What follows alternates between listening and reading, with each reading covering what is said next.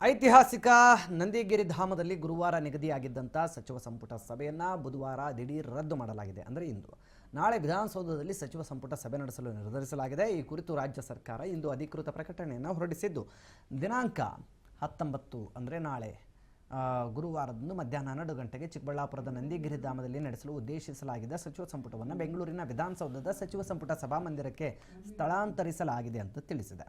ಆದರೆ ಸ್ಥಳಾಂತರಕ್ಕೆ ಯಾವುದೇ ಕಾರಣ ನೀಡಿಲ್ಲ. ನಂದಿ ಬೆಟ್ಟದಲ್ಲಿ ಸಚಿವ ಸಂಪುಟ ಸಭೆ ಹಿನ್ನೆಲೆಯಲ್ಲಿ ಚಿಕ್ಕಬಳ್ಳಾಪುರ ಜಿಲ್ಲಾಡಳಿತ ಎಲ್ಲ ರೀತಿಯ ಸಿದ್ಧತೆಗಳನ್ನು ಮಾಡಿಕೊಂಡಿತ್ತು. ಅಲ್ಲದೆ ಇಂದಿನಿಂದ 2 ದಿನಗಳ ಕಾಲ ನಂದಿ ಬೆಟ್ಟಕ್ಕೆ ಪ್ರವಾಸಿಗರಿಗೆ ನಿರ್ಬಂಧ ಕೂಡ ವಿಧಿಸಿತ್ತು.